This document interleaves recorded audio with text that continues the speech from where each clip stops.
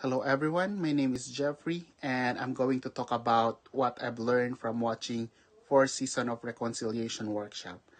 I will talk more about President Mark Dockstader First Nations University of Canada and 500 Years of Saul Sanderson. So, hearing President Mark's speech and Saul Sanderson talk can make me feel a lot of different things and make me think a lot of different things too. Firstly, it showed me how indigenous people in Canada and the Philippines have faced similar challenges in the past and in the present, which evoke empathy and sympathy. Both places have suffered from colonization, land loss, and assimilation policies that have hurt indigenous traditions, identities, and ways of making a living. It also showed me how important allies and influences are for indigenous rights and healing. Canada's migrants can join indigenous people in the battle for justice, fairness, and reconciliation. This perspective helped me see how education strengthens people and changes society. President Mark emphasizes the role of education in creating peace. Thus, students must think critically about history, structural issues, and other perspectives. We should also assist make school and other places more inclusive. Finally, these thoughts can inspire individuals to to communicate and collaborate to create a more equitable, inclusive, and peaceful society for all, including indigenous people and non-indigenous people. Hello, everybody. My name is Maria, and I want to share with you my experience with the Four Seasons of Reconciliation course that I just finished. I must say that this course was an amazing experience and also an eye opening experience. I learned a lot about the indigenous people history, and one thing that really resonated with me was the story about the Indian residential. Um, it's really sad how indigenous people had been treated unfairly for a long time ago. From way back when they were sent to the Indian residential schools to today, when they still have to deal with a lot of discrimination at the school.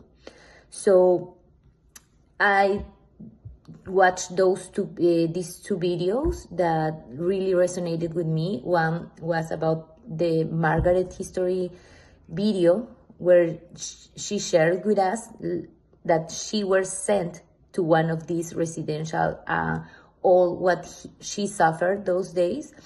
Is really sad to think about these kids being taken away from their families and not being allowed to speak their own languages or practice their own culture. So it's something that affected generations of indigenous people. And even though those schools are gone now, indigenous students are still facing discrimination at the school in these days.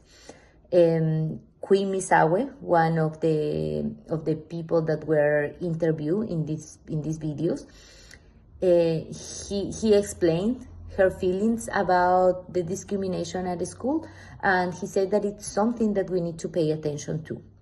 So we need to do better at understanding and respecting indigenous history and culture. So let's make sure that we teach future generations about it so we can appreciate and celebrate all the richness of indigenous heritage. Hello, everyone. My name is Elisa Martinez. This workshop was very interesting for me because it helped me to understand more deeply about the First Nations. I'm going to talk about the Waniskas film. This was a documentary film in the fields and forests of the First Nation lands of Saskatchewan. Waniska was conceived and directed by Elder Cycle of the First Nation University of Canada with the active collaborations of the students. Waniska means awakening in the Cree language. A brief summary of this film is that it was a group of spiritual elders on the land, in an act of incredible resilience, shared their wisdoms with the students at Canada's First Nation University, highlighting the vital role of Indigenous knowledge system in the revitalization for their communities. These residential school survivors shine a hopeful light on the future where indigenous ancestral knowledge can be a guide for humanity. I believe that documentaries like this can be powerful means to raise awareness and educate about the realities and struggles of indigenous peoples, as well as to encourage reflection of the importance of protecting and respecting cultural diversity and indigenous rights. It is important that the documentary provides a platform for the community's voices to be heard and valued, and that it promotes a deeper and more respectful understanding of their culture and experiences. This workshop was really interesting for me. It's the first time that I learned about First Nations and Indigenous culture and history. There were two really interesting videos for me. The first one was the one Boom Belt and nation to nation relationship. In this documentary that explores the history of significance of the wampum belts into the relationship between indigenous nations and European settlers in North America. Uh, the documentary delves into the cultural, spiritual, and diplomatic importance of the wampum belts. Additionally, it examines how these artifacts have been used as symbols of treaties and agreements between indigenous nations and colonial governments, and how they continue to be relevant into the fight for the rights and self-determination of the indigenous people until today. The other There are other video called Four Seasons of Reconciliation visits a Backward First Nation that explores the importance of understanding and respecting the history and culture of the Adequate First Nation, as well as the crucial role that reconciliation plays in the building a stronger and more respectful relationship between different groups in Canadian society.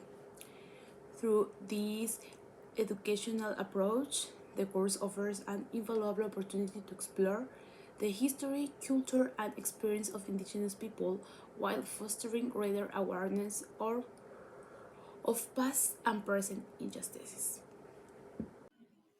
Hello, I'm Crizel Macalino. So, the workshop for Seasons of Reconciliation has been incredibly beneficial in deepening our understanding and igniting our curiosity about history and indigenous people. So, I'll now focus more on the videos that captured my interest, the interview of Wade McLaughlin and Mark O'Neill.